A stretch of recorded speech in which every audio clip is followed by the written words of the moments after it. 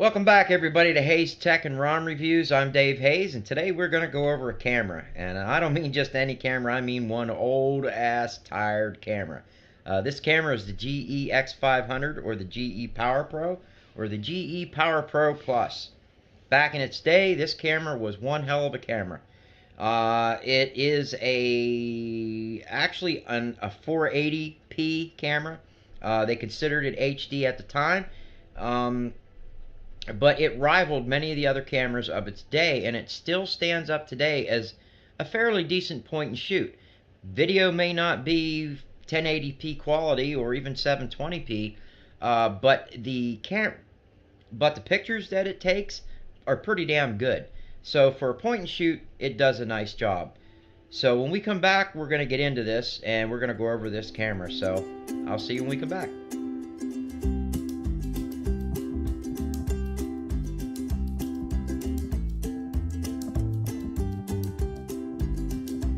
And as always, remember to like, share, and subscribe. You hit that notification icon to get a notification of my videos as soon as they're released. That way you don't miss any of them. Hey guys, welcome back. We're going to talk about a camera that is an oldie but a goodie. And this is going to be a flashback to the past, okay? In no way, shape, or form am I recommending this camera to you guys as your primary camera. And by the way, I want to get out of the way first also that I am not a professional photographer or videographer. I am a novice at best. I just like working with cameras, and I like making videos. Now, the reason I wanted to bring this camera up today is because it's not relevant. I know that's stupid to say, but even with the cameras that we have today, this thing it's just awesome. If you can get one that's not busted like mine, I did something to it. I dropped it so many times I can't even remember. But I did have a really big drop from my porch to the ground. It's about 9 feet where it dropped. And it's still working, but if I get it into bright light or something, the sensor kind of puts some lines through it. So it's got to be set just right, or if you jiggle it sometimes. So when it's shooting good video, it's shooting great video, and you guys are going to be seeing all this through, so you don't have to stare at my head. I'm going to be putting in insets of pictures and video from this camera. This camera is not better than anything on the market today, but I have to say that the camera does have very good quality pictures. It's got a 16 megapixel sensor, a teeny tiny sensor, but a good one, better than a lot of cameras. We all know HD is 1080p. 720p, you're really stretching with 720p, but 480p was back when they first started to get into the whole putting the P after the, the pixel count.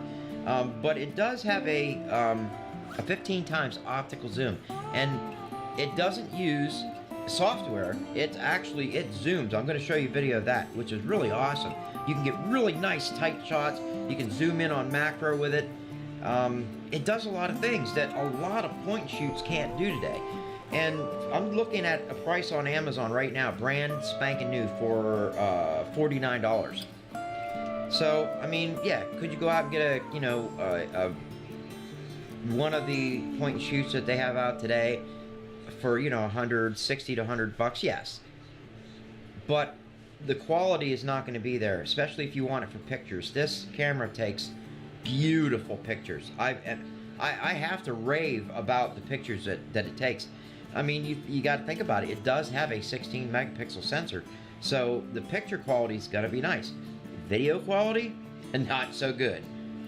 But enough talking, enough of me yakking about it. I just want to go what I want to do is I want to jump right into some video right now that I made with the camera, and then I'm going to insert a lot of pictures so you guys can see the picture quality. I'll probably put some music in the background, blah blah blah, and when it's all done, I'll come back and we'll discuss the likes and not likes. So let's go ahead and jump into those video clips. Okay, I am recording on the GEx500 that I bought at Kmart. I'm gonna say about 3 years ago, maybe longer than that. I was looking for a, camera that I could use for whatever, screwing around with. Of course, I don't know. I think 720p is still, it's still in the HD realm. So, this camera's not good for, indoor. Let me get the zoom all the way down. It's not really that good for, like, indoor shots, but for, like, B-roll, yeah, I could see it being used. Focus on that tip of that hood, and for the light. Down. Roll on shot. And bring it back. Roll, roll, roll. Oops. Open out. Okay, I'm going to demonstrate the zoom on this. I have this on a tripod now. We're going to go ahead and zoom in. And let me adjust again. I wanted to give you guys a good idea of the camera quality on this camera. I want to keep it out of the direct sunlight because it could really use a hood. And alright, it was zoomed way out. No, now I'm zooming in. I wanted to show you guys the zoom on this. And I'm shaking. But you can really zoom in very, very far. And I mean really far. If I would open up... let me back out.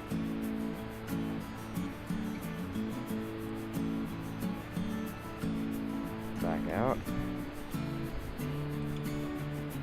Back out some more. This has image stabilization on it. Okay, that's as far out as it goes. Now I'm going to walk with it, show you guys kind of the image stabilization. And the reason I am not shooting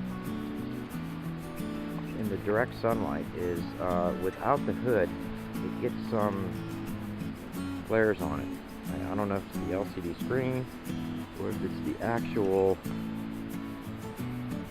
lens. I might have broke it by I've dropped this thing like so many times.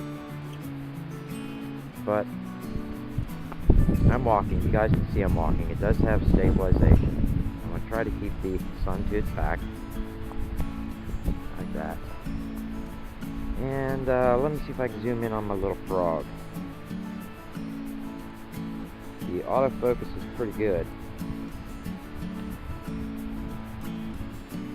My whole thing, or my whole line of thinking is the GEx500 or the GE Power Pro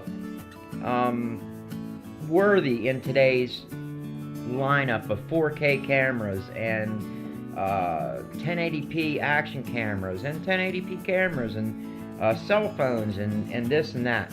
I'm going to let you guys decide. But I did take this camera right here. This is the GE, I want to call it the X500 because that's what it says on here. But this is the GEx500 or the Power Pro. It is operated by, and I wish I had my monitor back. I turned my monitor off in my settings, so now I have to use the monitor on my tablet. But anyways, the camera is powered by 4 AA batteries, as you guys can see. Also, this is where the micro SD card goes, or the SD card. I guess that's not a micro. That's where that goes. This I actually have a 32 gig, really high quality SD card in there. That's where that goes, and you close it, slide it, or you close it and then slide it, and it clicks. It's got a really nice closing lockup to it. The camera does come with a 1/4 by 20 thread adapter on the bottom to attach it to any camera plate, any camera base plate. It does have a pop-up flash. The flash works very well. The camera is very comfortable to hold in hand. I've used this camera quite a bit, and doing just one-hand shooting with it, it's got a really, really deep recess right here. So, I mean, it's got, and the little finger grooves on the side right here, and this is all rubber. It just has a really nice feel to it. If this camera was 1080p, even though it doesn't have a plug-in jack for an external microphone, I would still use this camera. Oh, let me come over here. I would still use this camera. Let me come over here. I would still use this camera. That's gonna be my thumbnail. Okay, I gotta quit looking down there now and look up here. It does have a rotary dial on top, and the dial, let me see if I can get it in there, so you guys can actually see it. It has quite a few settings on it, plus you guys can see the power switch on it, and the zoom is awesome. It's got a 200 millimeter, or is it 200 millimeter? Let me read it here real quick. No, it's a 15 times optical zoom. So I'm going to turn it on for you guys. It doesn't have that much battery power in it. I've been using it a lot, especially to do this review, but the way you turn it on is you pull the power button like this. Okay, it's got this little power button here. All you do is slide it and let go of it, and you'll notice that the lens popped out. What do you think of that bad boy? I mean, that's a monstrous lens. It does have a 2-inch LCD on the back of it, and there I am. You guys looking at me through the lens. Look, it's face tracking my face on the on the point and shoot. That's awesome. Anyways, it's nice. It's got this zoom here, so when you pull the zoom, notice how it zooms on the inside. That is an actual optical zoom. It is not OIS, or electronic image stabilization, and that works great. I have some footage we're going to try to roll in here through B-roll that shows me zooming out on something. Guys, the pictures do not do this justice.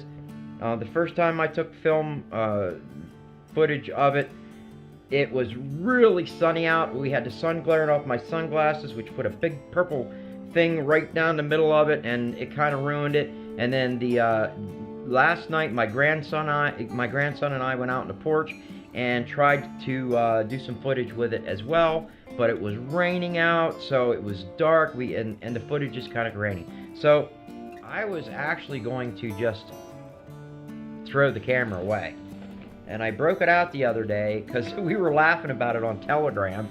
I was in my little group and we were just laughing our asses off on it, and I actually got it out, and because the guys were curious as to how it looked, and I took some footage with the video camera indoors in the house at nighttime, and was astonished at just how well it looked on my computer.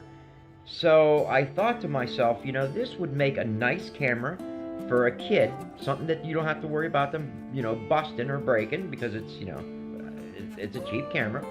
Or it would make a nice point and shoot, because it does take really nice pictures. Of course, for what I want it for is video, but it does take very nice pictures. I can't think of any other tech. I went over everything. This is the button that you point. It does have that first push down or a half push down for focus. When the green light flashes, you're ready to go. You just continue to push the button, and it'll take your pictures. And also this starts and stops your videos, just so you know. I already told you, this is the zoom ring right here. This thing right here, you push it this way and this way.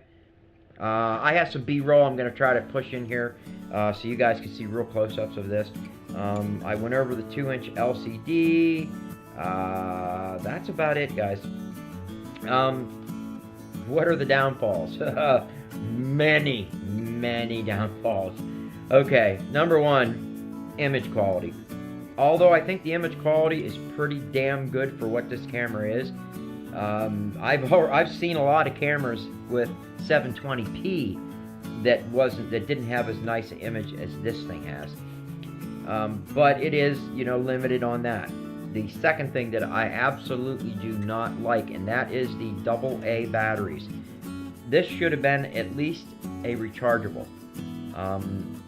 Yes, you can use rechargeable batteries, but I mean where I can plug in my USB to the computer and charge the phone up, via my computer. That would be nice. It's a little heavy for a point and shoot, but it's got one hell of a chunk of glass on the end of that camera. Like I said, plus you're holding 4 AA batteries, that's going to give it a lot of weight. That's about all I got, guys. I hope you liked the video. If you did, make sure you guys give it a thumbs up. Would I recommend this camera? Probably not. Unless you're on a really tight budget. You can pick these up for, hang on, for pretty dang cheap. Yeah, they range from $43 to about $84. I paid $149 for this brand new about 4 years ago. So, all right, guys, there you have it. GEx500 or the Power Pro or the Power Pro Plus. I hope you guys liked the video. Give it a thumbs up if you did. Like, share, and subscribe. Guys, if you're new to the channel, subscribe. Make sure you do hit that thumbs up button. It really helps me out a lot. And I want to thank all my subscribers. You guys are awesome, and I will see you on the next one.